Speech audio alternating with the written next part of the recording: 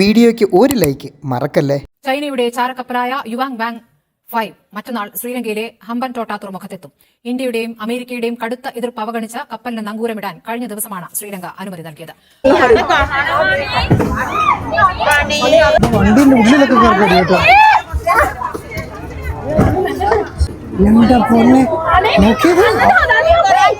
പെണ്ണുങ്ങളൊക്കെ ഉള്ള വണ്ടിയാണ്. ഹലോ, നമസ്തേ, എല്ലാവർക്കും ഉണ്ടല്ലോ നമ്മളുടെ പുതിയൊരു എപ്പിസോഡിലേക്ക് വീണ്ടും സ്വാഗതം. നമ്മളിപ്പോൾ ഉള്ളത് ശ്രീലങ്കയിലെ ഉവ പ്രൊവിൻസിലാണ് കേട്ടോ. ഇവിടെ നിന്ന് ഇത് ബന്ധാരവേല എന്ന് പറയുന്ന സ്ഥലമാണ്. ഇവിടെ നിന്ന് നമ്മൾ നേരെ ഇനിയിപ്പോൾ പോകാൻ പോകുന്നത് നമ്മളുടെ നാട്ടിലൊക്കെ ന്യൂസുകളിലും ഒക്കെയും ഏറെ പ്രസിദ്ധമായിട്ടുള്ള അതൊരു ടൂറിസ്റ്റ് സ്പോട്ടാണോ എന്ന് ചോദിച്ചിട്ടുണ്ട്. ഒരിക്കലുമല്ല. ഞാൻ അങ്ങോട്ടേക്ക് പോകുന്നു പറഞ്ഞപ്പോഴത്തേക്കും എന്നോടും ഇവിടെയുള്ള ദീപ്തി എന്നോട് ചോദിച്ചത് എന്തിനാ അവിടെ പോകുന്നത്, അവിടെ ഒന്നുമില്ല കാണാമെന്നുള്ളത്. പക്ഷേങ്കിൽ നമ്മൾ ഇന്ത്യക്കാരെ സംബന്ധിച്ച് അത് വാർത്തകളിലൊക്കെ ഒരുപാട് ഇടം പിടിച്ച സ്ഥലമല്ലേ. അതെ, ഹമ്പൻതോട്ട തുറമുഖം, ആ ഒരു ഭാഗം. അപ്പം അങ്ങോട്ടേക്കായിട്ട് ഞാൻ പോവുകയാണ്. ബസ്സിൽ കയറി ഇവിടെ നിന്ന് മാത്തര എന്ന് പറയുന്നൊരു സ്ഥലത്ത് അങ്ങോട്ടേക്കുള്ള ബസ്സിൽ കയറിയിട്ട് ഹമ്പൻതോട്ടയിൽ ഇറങ്ങുകയാണ് കേട്ടോ ചെയ്യുന്നത്. ബസ് എടുക്കാൻ വേണ്ടി വെയിറ്റിംഗ് ആണ്. ഇവിടെ നിന്നുണ്ടല്ലോ ഏകദേശം ഒരു 2 മണിക്കൂറിന് മേലെ ഓട്ടമുണ്ട് ഈ പറയുന്ന ഹമ്പൻതോട്ടയ്ക്ക്. കഴിഞ്ഞ ദിവസം നമ്മൾ കണ്ടതാണ് ബന്ധാരവേല എന്ന് പറയുന്ന ഇവിടുത്തെ ഏറ്റവും വലിയ ഒരു ടൗണുകളിലൊന്നാണ് കേട്ടോ. ഇന്ന് നമ്മൾ പോകുന്ന വഴികളും ഇതുപോലുള്ള മലനിരകളിലൂടെയൊക്കെ കയറി ഇറങ്ങിയാണ് കേട്ടോ. നമ്മൾ കഴിഞ്ഞ ദിവസം വന്ന് കണ്ട എല്ലാ ടൗണു കൂടി തന്നെയാണ് നമ്മളുടെ വണ്ടി മലയിറങ്ങുന്നത്. നമ്മൾ ഇന്നലെ കണ്ട എല്ലാ റോക്സൊക്കെ ഈ ഒരു പോകുന്ന വഴിക്കുണ്ട്. അപ്പോൾ കഴിഞ്ഞ ദിവസത്തെ വീഡിയോ കാണാത്ത ആളുകളുണ്ടെങ്കിൽ എന്ന് പറയുന്നത് ഇവിടുത്തെ ഒരു വളരെയധികം ഫേമസ് ആയിട്ടുള്ള ഒരു ടൂറിസ്റ്റ് സ്പോട്ടാണ്. അതിൻ്റെ ഡീറ്റെയിൽ ആയിട്ടുള്ളൊരു വീഡിയോ നമ്മൾ ചെയ്തിട്ടുണ്ട്. നിങ്ങൾക്ക് അത് കാണാം കേട്ടോ. എന്തായാലും നൊവാരയിലെയും എല്ലയും വെള്ളിമാടയും ഒക്കെ ഈ ഒരു ഹിൽ ഏരിയ നമുക്ക് കണ്ണഞ്ചിപ്പിക്കുന്ന കാഴ്ചകളാണ് തന്നത്. അതുകൂടാതെ ദീപ്തിയെപ്പോലെ സ്നേഹമുള്ള ഒരു കുടുംബത്തെ നമുക്ക് സമ്മാനിച്ചു. എന്തായാലും ശ്രീലങ്കയിലെ ഒരിക്കലും മറക്കാത്ത ഇടങ്ങളാണ് കേട്ടോ ഇത്. മലയിറങ്ങി നമ്മളങ്ങനെ വെള്ളമായ എന്ന് പറയുന്ന ഇടത്തേക്കെത്തി. ഇവിടെ നിന്ന് അങ്ങോട്ടേക്ക് ഇനിയിപ്പോൾ പ്ലെയിൻ ഏരിയ തുടങ്ങുകയാണ് കേട്ടോ. മലമുകളിലെ തേയിലത്തോട്ടങ്ങളുടെ കാഴ്ചകളിൽ നിന്നൊക്കെ മാറിയിട്ട് നെൽപ്പാടങ്ങൾ പതുക്കെ തെളിഞ്ഞു വരുന്നുണ്ട്. ഈ ഒരു മേഖലയിലെ പ്രധാനപ്പെട്ട കൃഷി എന്ന് പറയുന്നത് നെൽപ്പാടങ്ങൾ തന്നെയാണ് കേട്ടോ. മറ്റൊരു കാര്യം, ഇത്രയും ദിവസം നമ്മൾ ആ ഒരു ഉയർന്ന മേഖലയിലായതുകൊണ്ട് തന്നെ അത്യാവശ്യം നല്ല തണുപ്പും ഒരു നല്ല ക്ലൈമറ്റ് ആയിരുന്നേ. പെട്ടെന്ന് മലയിറങ്ങി താഴോട്ടേക്ക് വന്നപ്പോഴത്തേക്കും ആ ഒരു ചൂടും ഹ്യൂമിഡിറ്റിയും ഒക്കെ കൊണ്ട് പെട്ടെന്ന് അങ്ങോട്ട് കാലാവസ്ഥ മാറി കേട്ടോ. നമ്മളിനിയിപ്പോൾ കടലിന് അടുത്തേക്ക് പോവുകയാണ്. ശരിക്കും ശ്രീലങ്കയുടെ മാപ്പ് നോക്കിയിട്ടുണ്ടെങ്കിൽ ഈ പറയുന്ന മാത്തര അല്ലെങ്കിൽ ഹമ്പൻതോട്ട എന്നൊക്കെ പറയുന്ന സ്ഥലമുണ്ടല്ലോ, ശ്രീലങ്കയുടെ ഏറ്റവും താഴെ സൗത്ത് സൈഡിലുള്ള ഭാഗങ്ങളാണ് കേട്ടോ. ഇവിടെയൊന്നും മഴയില്ല എന്നുള്ളൊരു സമാധാനമുണ്ട്. എന്നാലും വെയിലിന് നല്ല ചൂടാണ്. ഹമ്പൻതോട്ടം എത്താൻ ഇനിയിപ്പോൾ ഉണ്ടല്ലോ ഒരു 12 കിലോമീറ്റർ കൂടിയേ ഉള്ളൂ. അപ്പോഴത്തേക്കും നമുക്ക് കുറേ ചതുപ്പ് നിലങ്ങളൊക്കെ അങ്ങനെയുള്ള ഇത് കാണാൻ പറ്റുന്നുണ്ട്. വലത് സൈഡിലായിട്ടത് കണ്ടങ്ങൾ കുറേ കൃഷിയിടങ്ങൾ നമ്മൾ നേരത്തെ കണ്ട പോലെ തന്നെ ആണ് കാണുന്നത്. ഇത് നോക്കിയാൽ നമ്മൾ ഇതുവരെ ശ്രീലങ്കയിൽ കാണാതിരുന്ന ഒരു കാഴ്ചയൊക്കെ ഇപ്പോൾ കാണാൻ പറ്റുന്നുണ്ട്. 4 വരി പാതകൾ, അതും നല്ല വിശാലമായിട്ടുള്ള റോഡുകൾ നീണ്ടു കിടക്കുന്നതിൻ്റെ കാഴ്ചകളൊക്കെ നമ്മൾ കാണുന്നുണ്ട്. അങ്ങ് ദൂരെയായിട്ട് നമ്മൾ ഏകദേശം എത്തിയെന്ന് തോന്നുന്നു. ചുവപ്പാണോ തീമഞ്ഞയാണോ കളറിൽ ആ കാണുന്നത് ശരിക്കും ക്രെയിനാണ് കേട്ടോ. നമ്മളുടെ തുറമുഖത്തിൽ ചരക്ക് കയറ്റാനും ഇറക്കാനൊക്കെ ഉപയോഗിക്കുന്ന ആ ഒരു തരത്തിലുള്ള ക്രെയിനുകളൊക്കെ. ഈ കാണുന്നത് എന്താണെന്ന് അറിയില്ല. കുറേ വെള്ളക്കെട്ടുകളൊക്കെ നമുക്ക് പോകുന്ന വഴിയിൽ കാണാം. അങ്ങനെ പതുക്കെ നമ്മളുടെ ഹമ്പൻതോട്ട ബസ് സ്റ്റാൻഡിലേക്കാണ് എന്ന് തോന്നുന്നു എത്തിച്ചേർന്നിട്ടുണ്ട്. ബസ് അവിടെ നിന്നു നമ്മളങ്ങനെ പുറത്തേക്ക് ഇറങ്ങുകയാണ്. ഹമ്പൻതോട്ട ആ ഒരു ബസ് സ്റ്റാൻഡിലേക്ക് എത്തിച്ചേർന്നു. നമ്മൾ തൊട്ട് മുമ്പ് കണ്ടില്ലായിരുന്നു, നമ്മളുടെ യാത്ര തുടങ്ങിയ അതേ ബസ് സ്റ്റാൻഡ് പോലെ തന്നെയുള്ള ചെറിയൊരു ബസ് സ്റ്റാൻഡാണ്. പക്ഷേ ഇവിടെ നിന്നുണ്ടല്ലോ ഇത് കണ്ട നിങ്ങൾ ബസ് സ്റ്റാൻഡിൻ്റെ നേരെ മുമ്പിലായിട്ട് ആ കാണുന്നതൊക്കെ ഒരു നീല ലൈൻ വരച്ച പോലെ കാണുന്നില്ലേ, കടലാണ് കേട്ടോ. കടൽ, നല്ല നീല കടൽ. എൻ്റെ പൊന്നോ, ആ ഒരു ഭാഗത്തൊക്കെ നോക്കി നമുക്കൊന്ന് ക്രോസ് ചെയ്ത് അപ്പുറത്തോട്ട് എടുക്കാവേ. ഒരു ഇൻ്റർനാഷണൽ പോർട്ടൊക്കെ ഉള്ള ഒരു ടൗൺ ആണെങ്കിലും ഹമ്പൻതോട്ട അത്ര വലിയ ടൗണൊന്നുമില്ല കേട്ടോ. വളരെ ചെറിയൊരു ടൗണാണ്. ബസ് സ്റ്റാൻഡിന് നേരെ ഓപ്പോസിറ്റായിട്ടുള്ള ഈ ഒരു കടൽ ഭാഗം ശരിക്കും ഇവരുടെ ഫിഷിംഗ് ഹാർബറാണ് കേട്ടോ. അവിടെ ഒരുപാട് ബോട്ടുകളൊക്കെ വന്ന് നിരന്ന് കിടപ്പുണ്ട്. ആ ഒരു കടലിൻ്റെ വലിയ തിര ഇങ്ങോട്ട് വരാണ്ടിരിക്കാൻ വേണ്ടിയിട്ടുള്ള വലിയ ഒരു മതിൽ പോലത്തെ സാധനം, ആ സംഗതിയൊക്കെ ഉണ്ട് കേട്ടോ. അതിനപ്പുറത്തേക്ക് വലിയ ഉൾക്കടലാണ് കേട്ടോ. ഈ പണ്ടാരം മഴ പോകുന്നിടത്തെല്ലാം വീണ്ടും കൂടെ വരുവാണല്ലോ. ഇവിടെ നല്ല കാറ്റും മഴക്കോളുമായി. എൻ്റെ പൊന്നുമഴ. ഇവിടുത്തെ ഈ ഒരു ടൗൺ ഉണ്ടല്ലോ ശരിക്കും കടലിന് അഭിമുഖമായിട്ട് അതിനോട് ചേർന്ന് തന്നെയാണുള്ളത്. ആ കാണുന്നതൊക്കെ ബീച്ച് ഭാഗങ്ങളാണ്. അവിടെ അത്യാവശ്യം നല്ല രീതിക്ക് തിരകൾ വന്നിങ്ങനെ അടിക്കുന്നത് നമുക്ക് കാണാം കേട്ടോ. പക്ഷെ അങ്ങോട്ടേക്കൊന്നും വലിയ ആക്റ്റീവായിട്ടുള്ള അങ്ങനെ ആളുകളൊന്നും അധികം കയറുന്ന ടൈപ്പ് ബീച്ചൊന്നുമല്ലേ. നമുക്ക് ഒന്നും രണ്ടും പറഞ്ഞ് സമയം കളയണ്ട. വിശ്വവിഖ്യാതമായ നമ്മളുടെ ഹമ്പന്തോട്ട പോർട്ട് എനിക്ക് അറിഞ്ഞുകൂടാ അങ്ങോട്ട് കയറാൻ പറ്റുമോ, അവിടെ കയറ്റുമെന്നൊന്നുള്ളത്. ചിലപ്പോൾ എന്നെ ചൈനീസ് ആർമി പിടിച്ച് അകത്തിടാൻ ചാൻസ് ഉണ്ട്. എന്തായാലും പോർട്ടിന് അങ്ങോട്ടേക്ക് ഞാൻ പോയി നോക്കട്ടെ. ഇവിടെ നിന്നുണ്ടല്ലോ ബസ്സുകളൊന്നും അവൈലബിൾ അല്ല. Good morning, good evening. Your name? Hareem. Okay we can go. അപ്പം ഞാൻ ഈ ചേട്ടനോട് ചോദിച്ചു ഒരു വിധത്തിൽ കാര്യം മനസ്സിലാക്കി. കാരണം ഇതൊന്നും ഒരു ടൂറിസ്റ്റ് സ്പോട്ടല്ല, എനിക്കതൊന്ന് കാണണമെന്ന് പറഞ്ഞു. അപ്പോൾ പുള്ളിക്കാരൻ ഓട്ടോയിൽ കൊണ്ട് ആക്കാം.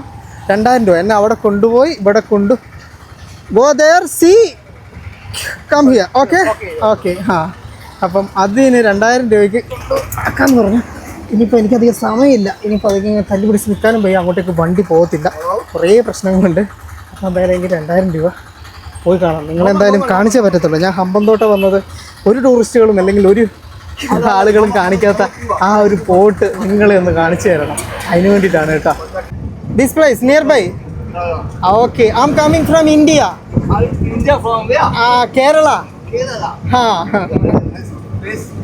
ഓക്കെ, ചേട്ടന് അത്യാവശ്യം കുറച്ച് പെറുക്കി ഇംഗ്ലീഷ് അറിയാം കേട്ടോ. ഇവിടെ നിന്ന് നമ്മൾ ആദ്യം പോകുന്നത് മാത്തറയ്ക്ക് പോകുന്നത് ശരിക്കും ഉണ്ടല്ലോ സദേൺ എക്സ്പ്രസ് വേ എന്ന് പറയുന്ന ആ ഒരു വേ വഴിയാണ് നമ്മൾ ഇങ്ങോട്ടേക്ക് കയറി വന്നത്. നല്ല വിശാലമായ റോഡ്. ആ റോഡിലോട്ട് കയറണം. അത് കഴിഞ്ഞിട്ടാണ് ആ ഒരു നമ്മളുടെ പോർട്ടിനടുത്തോട്ടുള്ള വഴി വരുന്നത്. അപ്പം നമ്മൾ അങ്ങോട്ടേക്ക് കയറുകയാണ് കേട്ടോ. ശരിക്കും നല്ല രീതിയിൽ ഡെവലപ്പായിട്ടുണ്ട്. പോകുന്ന വഴിയിൽ ഒരുപാട് വലിയ നിർമ്മിതികളൊക്കെ നമുക്ക് കാണാം. ഇവിടെ കാണുന്ന MRICC എന്ന് പറയുന്ന, ആദ്യമേ എന്താണ് എന്ന് എനിക്ക് ഡൗട്ട് വന്നായിരുന്നു, പിന്നീട് വ്യക്തമായി ചോദിച്ചപ്പോഴാണ് മനസ്സിലായത് ഇതൊരു കൺവെൻഷൻ സെൻ്ററാണ്. ഇവിടുത്തെ എന്തെങ്കിലുമൊക്കെ പ്രോഗ്രാമൊക്കെ വരുമ്പോൾ അതൊക്കെ നടത്തുന്നത് ഇവിടെയാണ് കേട്ടോ. എത്ര വിശാലമായതാണ് പണിതിട്ടേക്കുന്നത് നോക്കി നിങ്ങൾ. ഈ വിശാലമായ റോഡ് നേരെ കണക്ട് ചെയ്യുന്നത് കൊളംബോ ആയിട്ടാണ്. 241 കിലോമീറ്റർ ദൂരം മാത്രമേ ഇവിടെ നിന്ന് കൊളംബോയ്ക്കുള്ളൂ കേട്ടോ. പോർട്ട് മാത്രമല്ല, കൊളംബോയെ വരെ കണക്ട് ചെയ്യുന്ന വലിയ വിശാലമായ റോഡും ചൈന ഇവിടെ നിർമ്മിച്ചിട്ടുണ്ട്. ഞാൻ ബസ് വന്ന് ഇറങ്ങിയതുണ്ടല്ലോ ആ ഒരു പോർട്ടിൻ്റെ ഓപ്പോസിറ്റ് സൈഡിലാണ്. ഓക്കെ, ഗ്യാസ് ഇതിൻ്റെ ഉള്ളിലാണ് കേട്ടോ LPG ഗ്യാസ് ഇൻ്റർനാഷണലി വരുന്ന ഈ കപ്പൽ വരുന്ന സാധനം കളക്ട് ചെയ്യുന്നത്. ഓപ്പോസിറ്റ് സൈഡിലാണ്. അന്നേരം അതിങ്ങനെ നമുക്ക് മാപ്പിൽ നോക്കിയാൽ കാണാം. നമുക്കിങ്ങനെ വളഞ്ഞിട്ട് വേണം തിരിഞ്ഞ് അങ്ങോട്ടേക്ക് പോകാൻ വേണ്ടിയിട്ട്. 12 കിലോമീറ്റർ വൺ സൈഡ് ഉണ്ട് കേട്ടോ അങ്ങോട്ടേക്ക് പോകാൻ വേണ്ടിയിട്ട്. നമ്മളങ്ങ് ദൂരെ ആ കാണുന്ന വലിയ ബിൽഡിംഗ് ഉണ്ടല്ലോ, അത് ഇവിടുത്തെ ജനറൽ ഹോസ്പിറ്റലാണ് കേട്ടോ. മൾട്ടി സ്പെഷ്യാലിറ്റി ഹോസ്പിറ്റലാണ്. അത് ഈ ഒരു നാട്ടിലുള്ള ആളുകളുടെ ചികിത്സയ്ക്ക് വേണ്ടി ഉണ്ടാക്കിയത്. അത്യാവശ്യം വലുതാണ്. ഞാൻ ഇവിടെ ശ്രീലങ്ക വന്നിട്ട് ഇത്രയും വലിയ ഹോസ്പിറ്റൽ ആദ്യമായിട്ടാണ് കാണുന്നത്.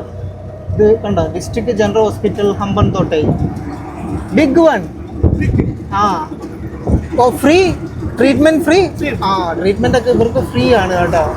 കണ്ടില്ല നിങ്ങൾ, ഒരു നാട്ടിലെ ആളുകളെ കയ്യിലെടുക്കാൻ ചെയ്യുന്ന ചൈനീസ് തന്ത്രങ്ങൾ, ഇതൊക്കെ അവർ നിർമ്മിച്ച് കൊടുത്തേക്കുന്നതാണ് കേട്ടോ. കണ്ടുപഠിക്കണ്ടേ നമ്മൾ.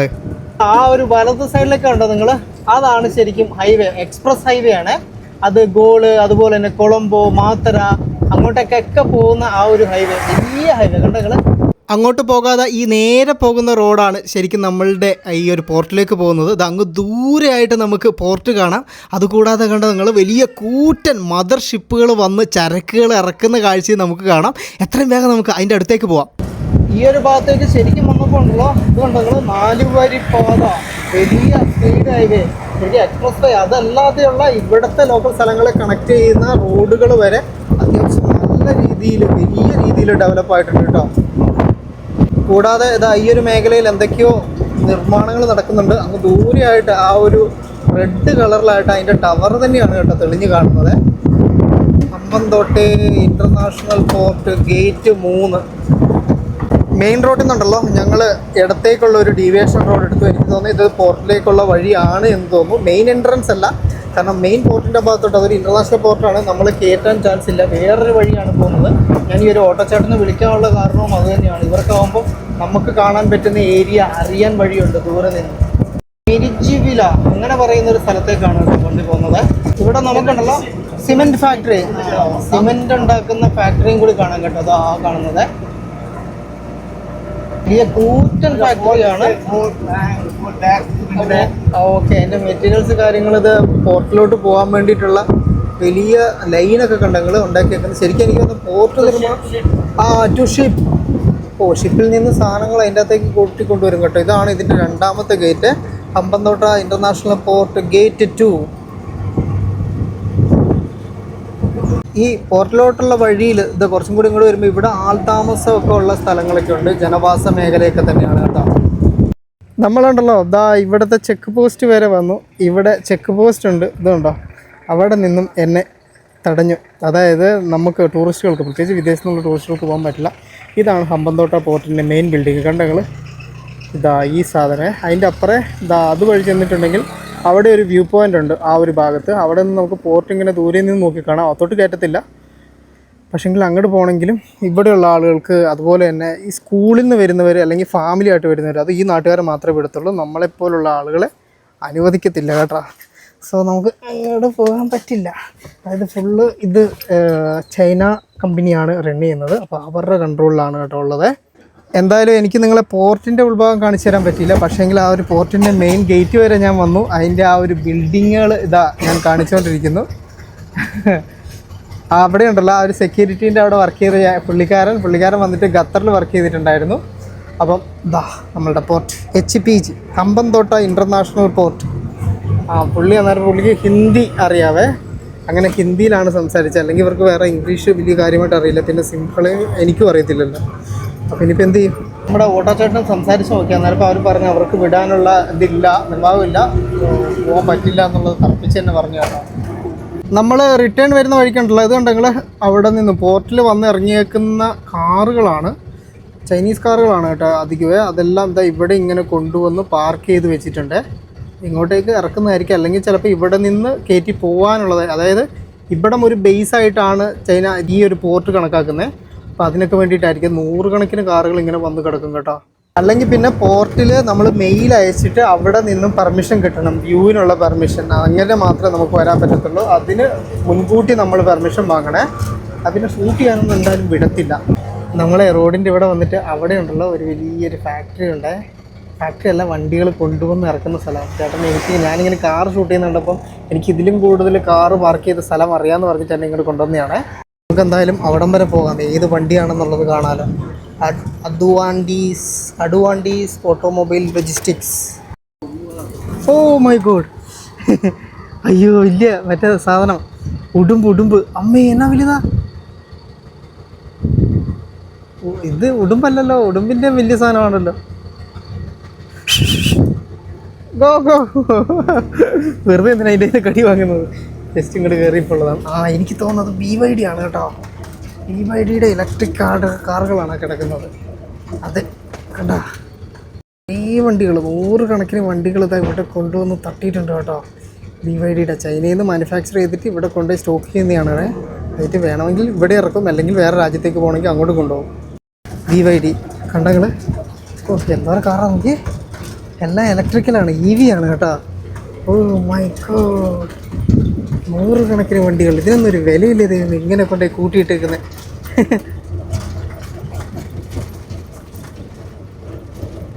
വണ്ടി സാധനം എന്തൊക്കെയാണ് വരുന്നതെന്നുള്ളത് നമുക്കിവിടെ കാണാം.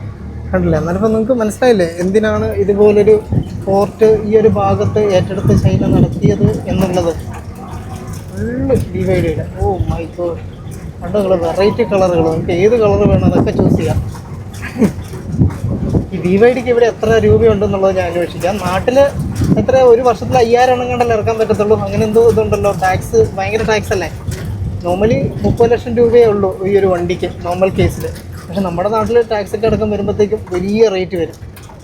BYD ഈ ഒരു ഗ്രൗണ്ടൊക്കെ കണ്ടോ, ഈ ഒരു ഗ്രൗണ്ട്. ഇവിടെ ഇതെല്ലാം കാർ പാർക്കിംഗ് ആയിരുന്നു. പക്ഷെ ഇവിടെയുള്ള കാറൊക്കെ കയറിപ്പോയി കേട്ടോ. രജപക്സെ ഇൻ്റർനാഷണൽ പോർട്ട് എന്നായിരുന്നു ഇതിൻ്റെ ആദ്യത്തെ പേര്. പിന്നെ ചൈന അങ്ങടെ ഏറ്റെടുത്ത് ഹമ്പന്തോട്ടയാക്കി കേട്ടോ. ഡിഫൻഡർ, ലാൻഡ് റോവർ, പഴയ ലാൻഡ് റോവർ.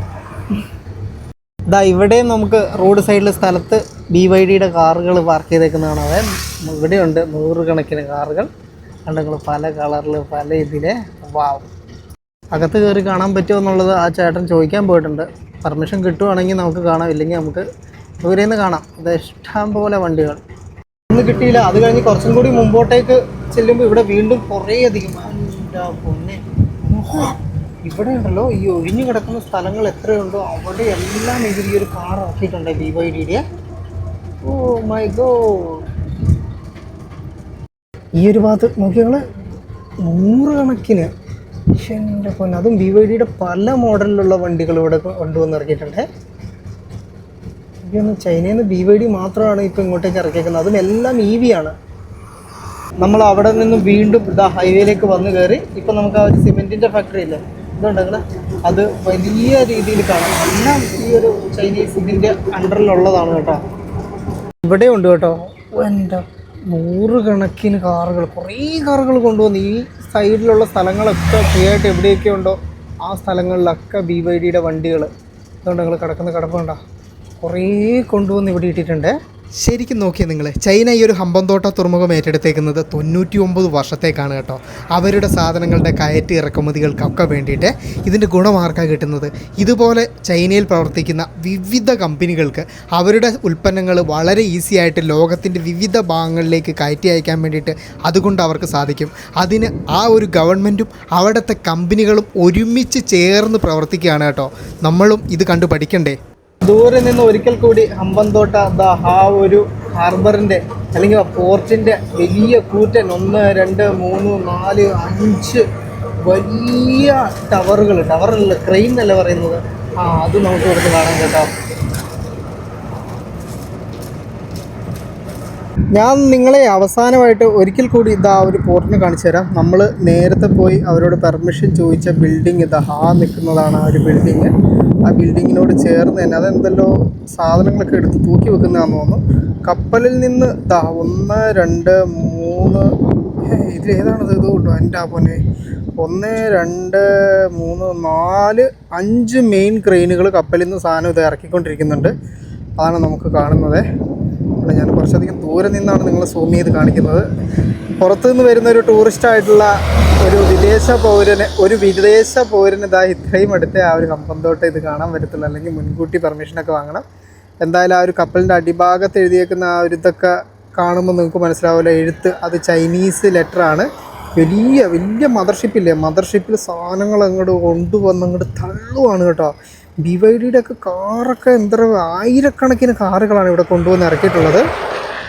അത് ചിലപ്പം ഇവിടേക്ക് തന്നെ ആവണമെന്നില്ല, ഇവിടെ നിന്ന് മറ്റേതെങ്കിലും രാജ്യത്തേക്ക് കയറ്റി അയക്കാനുള്ളതും ഇവരുടെ ഒരു ബേസ് പോയിൻ്റ് ആയിട്ട് എടുക്കുന്നതായിരിക്കാം.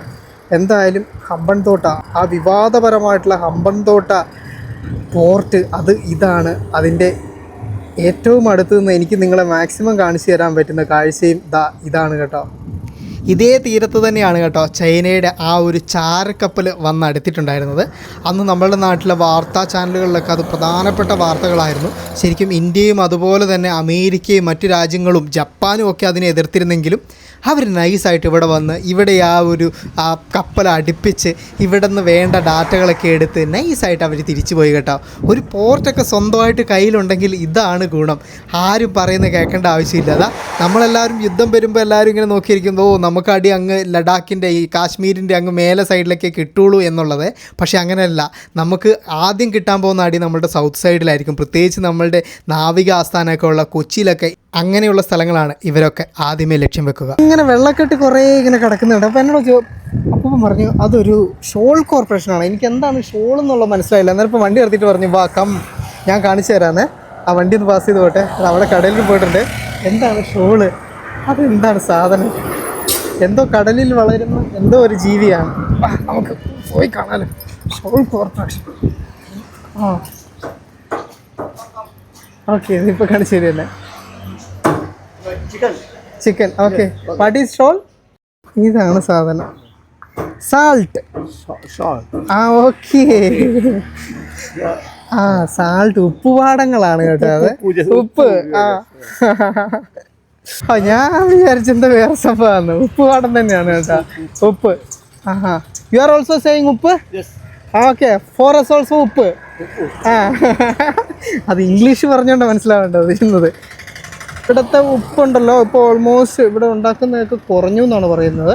ഇപ്പം ഉപ്പ് അധികവും വരുന്നത് ഇന്ത്യയിൽ നിന്നാണെന്നാണ്.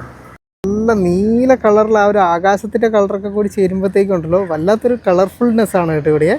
ഇവിടുത്തെ ആകാശത്തിന് എന്തോ വല്ലാത്തൊരു ബ്ലൂഷ് കളറുണ്ട് കേട്ടോ. തിരിച്ച് നമ്മളുടെ ഹമ്പൻതോട്ടയുടെ ടൗൺ ഭാഗത്തേക്ക് എത്തിയിരിക്കുന്നു. Thank you. ഓക്കെ, എന്നെ ഇവിടെ ബസ് സ്റ്റാൻഡിൽ കൊണ്ടുവന്ന് ഇറക്കി. ഞാൻ പറഞ്ഞാലും കുറച്ച് കൂടുതൽ പൈസ കൊടുത്തു കേട്ടോ. അപ്പോൾ എന്തായാലും എന്നെ എല്ലാവരുടെ സ്ഥലത്തും മാക്സിമം കാണിച്ചു തരാൻ വേണ്ടി അദ്ദേഹം ശ്രമിച്ചിട്ടുണ്ടായിരുന്നു. എന്തായാലും ഞാൻ പിഗ്മിയിൽ നോക്കിയപ്പോഴും 2250 രൂപയാണ് ഈ ഒരു ഓട്ടോയ്ക്ക് കൂലി ഉണ്ടായിരുന്നത്. പുള്ളി 2000 രൂപ എന്ന് പറഞ്ഞ് ഞാൻ ഒരു 3000 രൂപ പുള്ളിക്ക് കൊടുത്തു. മരുന്ന് പറയുമ്പോൾ നമ്മുടെ നാട്ടിലൊരു 850 രൂപ ആ റേഞ്ച് വരുവേ. തിരിച്ചു വന്ന് നമ്മളുടെ ഉച്ചക്കത്തെ ഫുഡ് സമയം ഇപ്പോൾ 3:30 ആവാറായി, 3:45. ഞാൻ നേരെ ഒരു ബന്നും അതുപോലെ തന്നെ ഇവിടുത്തെ ഇഞ്ചി ഇട്ട സോഡയുണ്ട്, ഇഞ്ചി സോഡ അല്ലെങ്കിൽ ജിഞ്ചർ ബിയർ എന്നൊക്കെ പറയുന്ന സാധനം, അതും കഴിച്ചു. അത് കഴിഞ്ഞിട്ട് ഇവിടെ നിന്ന് ഇനിയിപ്പം ഞാൻ ഗോൾ എന്നൊക്കെ ഇവർ പറയും, GALLE, ഗല്ലേ എന്നാണ് സ്ഥലത്തിൻ്റെ പേര്. അത് നമ്മുടെ ശ്രീലങ്കയിലെ ഒരു പ്രധാനപ്പെട്ട ടൂറിസ്റ്റ് സ്പോട്ടാണ്. അപ്പോൾ അങ്ങോട്ടേക്ക് പോകാൻ വേണ്ടിയിട്ട് ബസ് നോക്കി നിൽക്കുകയാണ് കേട്ടോ. ഞാനിവിടെ 3:30 ആകുമ്പോഴത്തേക്കും ബസ് ഇവിടെ വന്നു ചേരും എന്നാണ് പറഞ്ഞിട്ടുള്ളത്. ഇതുപോലുള്ള സുന്ദരം ബസ്സുകളും ഓടുന്നു. ഇതാ ഗല്ലേ ബസ് വന്നു, ഗല്ലേ, യെസ്, ഇതാണ് നമ്മളുടെ ബസ്. ഗല്ലേ തന്നെ, ഇത് തന്നെ. 433 രൂപയാണ് കേട്ടോ ഗള്ള്, ഗോൾ. ഇപ്പോഴും ഈ സ്ഥലത്തേക്ക് ഇവർ പല പേര് പറയുന്നുണ്ട്, ഗോളെന്ന്, ഗള്ളെന്ന്. പക്ഷെ ഇവരധികം ആൾക്കാരും ഗോൾ എന്നാണ് പറയുന്നത്. പക്ഷെ ഞാൻ നേരത്തെ ഒരു ബസ് ഡ്രൈവറിനോട് പോയിട്ട് ഗോളിന് പോകുമെന്ന് ചോദിച്ചപ്പോൾ അയാൾ വാ എന്ന് പറഞ്ഞിട്ട് വാ വിളിക്കുന്നുണ്ടായിരുന്നു. എന്തായാലും 433 രൂപ. 3 മണിക്കൂർ അടുപ്പിച്ച ഓട്ടമുണ്ട് നമുക്ക് ഗോളിലേക്ക്. ഹമ്പന്തോട്ടം എന്ന് വിട്ടിട്ടുണ്ടല്ലോ, നമ്മൾ ആ ഒരു മെയിൻ ഹൈവേയിലോട്ട് കയറിയപ്പോഴും നോക്കി നിങ്ങൾ എത്ര വിശാലമായിട്ടുള്ള റോഡാണ്. കള്ളവേരെ ഇങ്ങനത്തെ റോഡ് തന്നെയാണോ എന്നുള്ളത് എനിക്കറിയില്ല. എന്തായാലും ഈ ഒരു ഭാഗത്തുനിന്ന് കണക്ട് ആവുന്ന റോഡ് ഇതുപോലെ തന്നെയാണ് കേട്ടോ. നല്ല ഭംഗിയുള്ള വൃത്തിയുള്ള റോഡുകൾ. പക്ഷേങ്കിലുണ്ടല്ലോ, കുറച്ച് നേരം ഓടിയപ്പോഴാണ് എനിക്കൊരു കാര്യം മനസ്സിലായത്. ഇവിടെ ഓടുന്ന ലൈൻ ബസ്സുകളുണ്ടല്ലോ, അതൊന്നും ഈ ഒരു ഹൈവേ വഴിയല്ല പോകുന്നത്. അത് ഈ ഒരു തീരത്തോട് ചേർന്ന് തന്നെ മറ്റൊരു പാരലൽ വഴിയുണ്ട്, അതുവഴിയാണ് പോകുന്നത്. പതുക്കെ ഉണ്ടല്ലോ നമ്മളുടെ സ്നേഹത്തോടെ എന്താ പറയുക അനുഗ്രഹിച്ചുകൊണ്ട് വീണ്ടും മഴ ഈ ഒരു ഭാഗത്തേക്ക് വന്നെത്തി. മഴ എന്ന് പറഞ്ഞിട്ടുണ്ടെങ്കിലുണ്ടല്ലോ ചെറിയ മഴയൊന്നുമല്ല, നല്ല ഭീകരമായിട്ടുള്ള കിടിലൻ മഴയെ. അല്ലെങ്കിലും ഈ ചൂടത്ത് ഒരല്പം മഴ ആശ്വാസമാണ് എന്നൊക്കെ ചിന്തിച്ച് ഞാൻ ഇരിക്കുന്ന സമയത്താണ് മറ്റൊരു ഭീകരമായിട്ടുള്ള പ്രശ്നം നമ്മളെ തേടിയെത്തിയത് കേട്ടോ.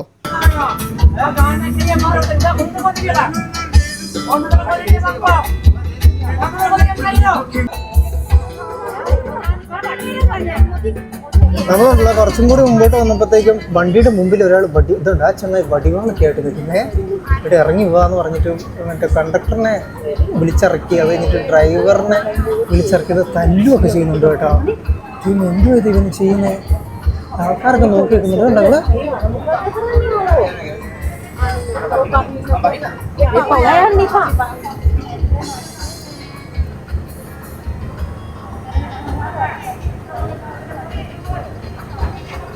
നമുക്കത് എന്താ സീൻ എന്നുള്ളതൊന്നും മനസ്സിലാവുന്നില്ല. പക്ഷെ അവൻ എന്തൊക്കെയോ ചെയ്യുന്നുണ്ട്. അവനെന്തോ എന്താണ് പ്രശ്നം എന്നുള്ളത് മനസ്സിലാവുന്നില്ല. എല്ലാ വണ്ടിക്കാരെയും നോക്കി അവനിതിങ്ങനെ പേടിപ്പിക്കുന്നുണ്ട്. പക്ഷെ ഇവർ പോലീസിനെ വിളിച്ചിട്ടുണ്ട് ഇപ്പോൾ. പക്ഷെ ഇത്രയും സമയമായിട്ടും പോലീസൊന്നും വരുന്നില്ല. നോക്കി ഒരുത്തൻ വളരെ കൂളായിട്ട് വടിവാളും പിടിച്ച് റോഡിന് നടുക്ക് മറ്റേ കണ്ടക്ടറിനെ തല്ലുമൊക്കെ ചെയ്തു. പക്ഷെ ആളുകൾ, വേറെ ആൾക്കാർ, നാട്ടുകാരായിട്ടുള്ള ആൾക്കാരൊന്നും വരുന്നുമില്ല, ആരൊന്നും നോക്കുന്നുമില്ല. എന്താ അതിൻ്റെ ഉദ്ദേശം?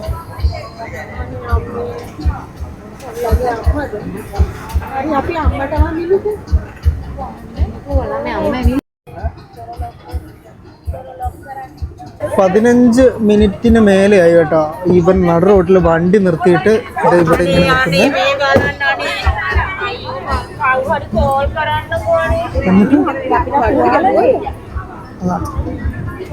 അതാട്ടിയായി.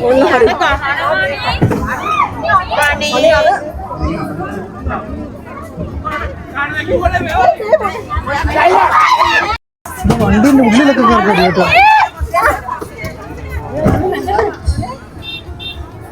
എന്താ പൊന്നെ നോക്കിയത്, പെണ്ണുങ്ങളൊക്കെ ഉള്ള വണ്ടിയാണ്.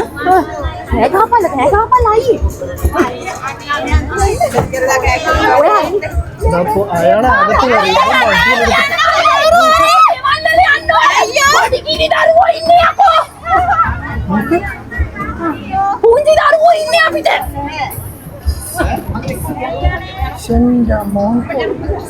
എനിക്ക് തടഞ്ഞു ചടിക്കാണ്.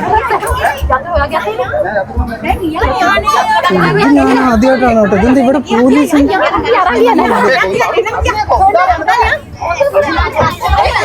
വലിയ വണ്ടിയിലൊക്കെ ആൾക്കാർ വന്നിട്ട് ചാറടിക്കുക. ഇയാളെ കുറിച്ച് കൊല്ലേണ്ടിയായിരുന്നു.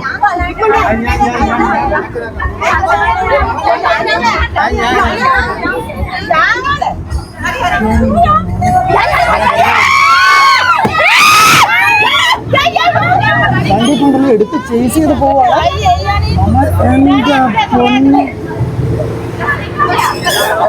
ഇത് ആദ്യമായിട്ടാണ് കേട്ടോ ഇങ്ങനെ ഒരു അനുഭവം ഉണ്ടാകുന്നത് ശ്രീലങ്ക വന്നിട്ട്.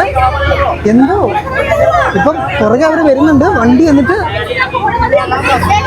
വണ്ടി വിട്ടത്. ഇത്രയും പെണ്ണുങ്ങളൊക്കെ ഉള്ള ഒരു വണ്ടിയാണെന്ന്. എന്നിട്ട് പോലീസിനെ അവർ വിളിച്ചു എന്ന് പറഞ്ഞു, പക്ഷെ ഇത്രയും നേരമായിട്ടും പോലീസ് വന്നിട്ടില്ല കേട്ടോ.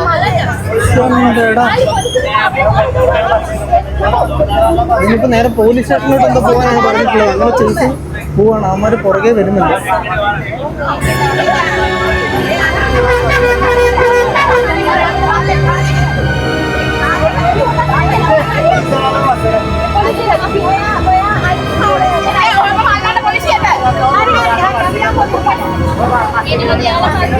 എല്ലാവരും ശരിക്കും വണ്ടിയിലുള്ള എല്ലാവരും പേടിച്ചു കേട്ടോ.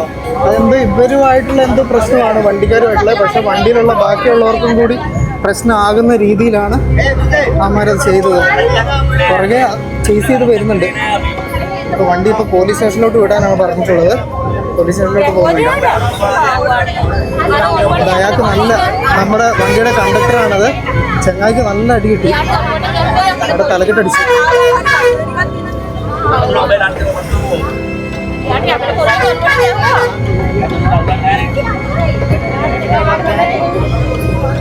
വണ്ടിയിലുള്ള ആൾക്കാർ മൊത്തം പേടിച്ചു കേട്ടോ. ഇത് വല്ലാത്തൊരു അക്രമമാണ്. പക്ഷെ ഇവര് തമ്മില് വണ്ടിക്കാരുമായിട്ട് എന്തെങ്കിലുമൊക്കെ പേഴ്സണൽ ഇഷ്യൂ ഉണ്ടെങ്കിൽ അത് പേഴ്സണലായിട്ട് തന്നെ തീർക്കണ്ട. അല്ലാണ്ട് വണ്ടിയിലുള്ള ആൾക്കാരൊക്കെ മൊത്തം ഇതാക്കിയിട്ട് അവൻ എന്താ ഉദ്ദേശിക്കുന്നത് എനിക്ക് മനസ്സിലാവുന്നില്ല. ഞങ്ങൾ മാത്തരൻ എന്ന് പറയുന്ന ആ ഒരു ടൗണിൻ്റെ അങ്ങോട്ടേക്ക് എത്തി. ഇവിടെ അടുത്തുള്ളൊരു പോലീസ് സ്റ്റേഷനിലേക്ക് വണ്ടി വന്ന് നിർത്തി കംപ്ലയിൻറ്റ് പറയാൻ വേണ്ടിയിട്ട് അങ്ങോട്ട് പോയിട്ടുണ്ട്. ശരിക്കും ഡ്രൈവർ കണ്ടക്ടറിൻ്റെ കൈയിൻ്റെ വിരൽ എൻ്റെ എല്ല് പൊട്ടിയിട്ടുണ്ട്. ഡ്രൈവറിന് എന്തോ ഇങ്ങോട്ട് കയറി വന്നുകൊണ്ടൊന്നും പറ്റിയിട്ടില്ല. പ്രശ്നം എന്താണെന്ന് വെച്ചിട്ടുണ്ടെങ്കിൽ രണ്ട് ബസ്സുകാർ തമ്മിലുള്ള ടൈമിങ്ങിൻ്റെ ഇഷ്യൂ ആണ്. അത് കഴിഞ്ഞ ആഴ്ച മുതൽ എന്തെല്ലോ പ്രശ്നം നടക്കുന്നുണ്ട്. പക്ഷേ അതിൻ്റെ പേരിലാണ് അവർ വണ്ടി തടഞ്ഞത്. അതൊന്നും വണ്ടിവാളൊക്കെ വെച്ചിട്ട് വണ്ടി തടഞ്ഞിട്ട് ഡ്രൈവറെയും കണ്ടക്ടറെ ആക്രമിച്ചാണ്. പക്ഷെ അവരെ ആക്രമിച്ചത് ഓക്കെ, പക്ഷേങ്കിൽ അത് ബാക്കിയുള്ള പാസഞ്ചേഴ്സിൻ്റെ നേരെ വന്നു. പാസഞ്ചേഴ്സിൻ്റെ ഉള്ളിലോട്ട് കയറി ആളുകൾക്ക് പരിക്കാവുന്ന രീതിയിൽ അവർ ഇത് ചെയ്തത്. അപ്പോൾ എന്തായാലും അത് അത്യാവശ്യം ഇഷ്യൂ ആകുമായിരിക്കണം. പക്ഷേ അവിടെ പോലീസിനെ വിളിച്ചിട്ട് അവിടെ പോലീസ് വന്നില്ല. എന്നിട്ട് ഇപ്പോൾ ഇവിടെ വന്നിട്ട് ഇവിടെ ഇപ്പോൾ റിപ്പോർട്ട് ചെയ്യാൻ വേണ്ടിയിട്ട് പോയിട്ടുണ്ട്. എന്തായാലും ഉണ്ടല്ലോ ബസ്സിലുള്ള ആൾക്കാരെല്ലാം നന്നായിട്ടൊന്ന് പേടിച്ചു കേട്ടോ. ബസ് എന്തായാലും അവർ അകത്തേക്ക് പോയിട്ടുണ്ട്. പെട്ടെന്ന് തന്നെ വരുമെന്ന് പ്രതീക്ഷിക്കുന്നു. എന്തായാലും നമ്മൾ നല്ല രീതിക്ക് ലേറ്റ് ആയി കേട്ടോ. പിന്നെ ഇവിടെ വന്നിട്ട് പോലീസ് സ്റ്റേഷൻ കാണാൻ പറ്റിയില്ലോ. ഇതാണ് കേട്ടോ മാത്ര പോലീസ് സ്റ്റേഷൻ. നല്ല മഴയുണ്ട്, അതുകൊണ്ട് തന്നെയാണ് ആളുകളൊന്നും പുറത്തിറങ്ങാത്തത്. മാത്ര പോലീസ് സ്റ്റേഷനിലാണ് നമ്മൾ കംപ്ലയിൻറ്റ് കൊടുക്കാൻ വേണ്ടി വന്നത്. അവരകത്ത് പോയി അവിടെ എന്തൊക്കെയോ ചെയ്യുന്നുണ്ട് കേട്ടോ. എന്തായാലും ഉണ്ടല്ലോ ഞാനെടുത്ത വിഷ്വൽ ഇവർക്കൊരു തെളിവാകും എന്ന് തോന്നുന്നു. ഇപ്പം ഞാൻ ഒരു പടിയായ എന്തായാലും പോലീസ് സ്റ്റേഷനിൽ കൊണ്ട് ആ വിഷ്വൽ കൊടുക്കാൻ വേണ്ടി ഞാൻ പോവാ. ഈ ചേച്ചിക്ക് ഇംഗ്ലീഷ് അറിയാം, അപ്പോൾ ചേച്ചി ആണ് എൻ്റെ തർജിമ ചെയ്യുന്നത് കേട്ടോ. എന്തായാലും നമുക്ക് ഇവിടുത്തെ ഒരു പോലീസ് സ്റ്റേഷൻ കാണാനുള്ള ഭാഗ്യം ഉണ്ടായല്ലോ. ഏതായാലും ഞാനുണ്ടല്ലോ ആ വീഡിയോസ് ഇവിടെ കൊടുത്തിട്ടുണ്ട്. ഇദ്ദേഹമാണ് പോലീസ് ഉദ്യോഗസ്ഥൻ. പുള്ളിക്ക് ഇംഗ്ലീഷ് അറിയില്ല, പക്ഷേ ഈ ചേച്ചി തർജിമ ചെയ്ത് സെറ്റാക്കി. എന്തായാലും അവർക്കൊരു തെളിവ് ഞാൻ വണ്ടിയിലുള്ളതുകൊണ്ട് കിട്ടി കേട്ടോ. എന്തായാലും അവൻ്റെ അടപ്പ് തെറിക്കും. ബസ്സുണ്ടല്ലോ ഇവിടെ പിടിച്ചു, ഇവിടെ വെച്ചു. കാരണം ഇനിയിപ്പോൾ കേസായല്ലോ. നമ്മൾ ഇനിയിപ്പം വേറെ ബസ് പിടിച്ചിട്ട് പോകണം ഇവിടെ നിന്നും. ഞാൻ എന്തായാലും ഈ ചേച്ചിൻ്റെ കൂടെ തന്നെ പോകാം. അങ്ങനെ ആകുമ്പോൾ ചോദിച്ചും കണ്ട് ചെയ്യാമല്ലോ. Okay, take care. Wound is there. അവിടെ ക്ഷേത്രമാണ്. ആ ക്ഷേത്രത്തിൽ എന്തോ ഒരു ചടങ്ങ് നടക്കുന്നുണ്ട്. അതാണ് ബാക്ക്ഗ്രൗണ്ടിൽ നിങ്ങൾ സൗണ്ട് കേട്ടുകൊണ്ടിരിക്കുന്നത്. എന്തായാലും ഇന്നത്തെ ദിവസം മൊത്തത്തിൽ കുളമായി, ലേറ്റുമായി. ഞാനിനി എപ്പോൾ കല്ല് എത്താനാണ് ഇനി അവിടെ എത്തിയിട്ട് ഇനിയിപ്പോൾ റൂം എങ്ങനെ കിട്ടാനാ ഒന്നും അറിഞ്ഞുകൂടാ. മാത്രയിൽ നമ്മൾ, അതായത് ശ്രീലങ്കയുടെ ഏറ്റവും സൗത്തിലുള്ള ടൗണാണ് കേട്ടോ മാത്ര എന്ന് പറയുന്നത്. ഇവിടെ നമ്മൾ ഇറങ്ങണമെന്ന് വിചാരിച്ചതല്ല, പക്ഷേങ്കിൽ ബുദ്ധൻ നമ്മളിവിടെ ഇറക്കി. ഇനിയിപ്പോൾ കൊളംബോ ബസ്സിലാണ് കേട്ടോ കയറുന്നത്. ഇത് പോകും എന്നാണ് പറഞ്ഞത്. ഈ വണ്ടിക്ക് അടി കിട്ടല്ലേ എന്നുള്ള പ്രാർത്ഥനയോടുകൂടി നമുക്ക് വണ്ടിയിലോട്ട് കാലെടുത്ത് വെക്കാം. ഇത് ഫുള്ളാണ് കേട്ടോ. ഇവിടെ നിന്ന് ഇനിയിപ്പോൾ ഒരു 1.5 മണിക്കൂറിൻ്റെ ഓട്ടം ഉണ്ടാകും. അതായത് ഡിപ്പെൻസ് ആണ്, ബ്ലോക്കൊക്കെ പോലെയാണ്. അത്രയായിരിക്കും മാക്സിമം എടുക്കാമെന്നാണ് പറഞ്ഞത്. പിന്നെ ഉണ്ടല്ലോ അടി നടന്ന സമയത്ത് നമ്മളുടെ സേഫ്റ്റി എപ്പോഴും നമ്മൾ നോക്കണമല്ലോ. ആക്ച്വലി ഞാൻ ഈ യാത്രയിൽ ഒറ്റയ്ക്കുള്ള യാത്രയിൽ എൻ്റെ കയ്യിൽ എൻ്റെ സേഫ്റ്റി വെപ്പണായിട്ട് ഞാനൊരു സാധനം കൂടെ കരുതുന്നുണ്ട്. ഒന്നുമില്ല, നമ്മുടെ മറ്റേ ഇതില്ലേ പെപ്പർ സ്പ്രേ ഇല്ലേ, ആ സാധനമുണ്ട്. ഒരുത്തും പെട്ടെന്ന് വരുന്ന സമയത്ത് മുഖത്തുമൊക്കെ അടിച്ചു കഴിഞ്ഞിട്ടുണ്ടെങ്കിൽ അടുത്തൊരു 10 മിനിറ്റത്തേക്ക് അതിന് പ്രത്യേകിച്ച് ഒന്നും ചെയ്യാൻ പറ്റില്ല ഈ സാധനം ഉണ്ടെങ്കിൽ. അപ്പം ഞാനത് ക്യാരി ചെയ്യുന്നുണ്ട് ഇവിടെ. ഞാനതെടുത്ത് പോക്കറ്റിലിട്ടായിരുന്നു. ഇനി അഥവാ എൻ്റെ നേരെ എങ്ങനെ ഇത് വരുവാണെങ്കിൽ അടിക്കാൻ വേണ്ടിയിട്ട് കേട്ടോ. എന്തായാലും ഉപയോഗം വന്നില്ല, പോക്കറ്റിൽ തന്നെ ഉണ്ട്. നമ്മൾ വെള്ളേനോട് ഓൾമോസ്റ്റ് അടുത്ത് കേട്ടോ. നല്ല കിടില മഴയാണ് ഈ ഒരു ഭാഗത്തെ. ദൈവമേ, ഈ രാത്രിയിൽ ഞാൻ എവിടെ ഈ മഴയത്ത് ഒരു കുട പോലും ഇല്ലാതെ റൂപ് തപ്പണല്ലോ. കല്ലേലും ബസ് ഇറങ്ങുന്ന സ്ഥലത്ത് ഞാൻ ബസ് ഇറങ്ങി ഇനി എങ്ങോട്ട് പോകും എന്താക്കും എന്നുള്ള ഒരു രക്ഷയില്ല. ഇവിടെ ഒരു മരത്തിൻ്റെ ചുവട്ടിൽ നിൽക്കുകയാണ്. പൂരം മഴ എന്ന് പറഞ്ഞാൽ പൂരാപൂരം മഴ. ഓടി ഞാനിവിടെ ഉണ്ടായിരുന്ന ഒരു ബസ് സ്റ്റോപ്പിലോട്ട് കയറി. ഇതിന് നേരെ ഓപ്പോസിറ്റായിട്ട് ഇതാ ഗല്ലേ റെയിൽവേ സ്റ്റേഷനാണ് കേട്ടോ കാണുന്നത്. ഇവിടെ city view restaurant and rooms എന്ന് പറഞ്ഞിട്ടൊരു സാധനം കണ്ടു. അപ്പോൾ റൂമിൻ്റെ റേറ്റ് ചോദിച്ചു നോക്കട്ടെ. വന്ന് കയറിയത് എന്തായാലും വളരെ ലെക്കുള്ളൊരു സ്ഥലത്താണ്. ഇതാ 2 ബെഡുള്ള ഇത്രയും വലിപ്പമുള്ള ഒരു ബാത്റൂം ഇതുണ്ട്, വലിയ ബാത്റൂം. അതുകൂടാതെ കുളിക്കാൻ സെപ്പറേറ്റ് വേറൊരു ബാത്റൂമുള്ള ഈ വിശാലമായിട്ടുള്ള റൂം 2500 രൂപയ്ക്ക്. അത് 2500 രൂപ എന്ന് പറയുമ്പോൾ നമ്മുടെ നാട്ടിലൊരു 750 രൂപ. പഴയ റൂമാണ്, പക്ഷെ കുഴപ്പമില്ല, ടൗണിൻ്റെ സെൻറ്ററിൽ തന്നെ. എന്തായാലും രക്ഷപ്പെട്ട് കുളിച്ചൊന്ന് ഫ്രഷ് ആയതിനു ശേഷം ഞാൻ നേരെ പുറത്തേക്ക് ഇറങ്ങി. വിശന്നിട്ട് കണ്ണ് കാണുന്നില്ലായിരുന്നു. അവിടെ റോഡ് സൈഡിലുണ്ടായിരുന്ന ഒരു കടയിൽ നിന്നും ഭക്ഷണവും വാങ്ങി നേരെ റൂമിലേക്ക് പോവുകയാണ്. ഇനി നമുക്ക് നാളെ കാണാം. വീഡിയോയ്ക്ക് ഒരു ലൈക്ക് മറക്കല്ലേ.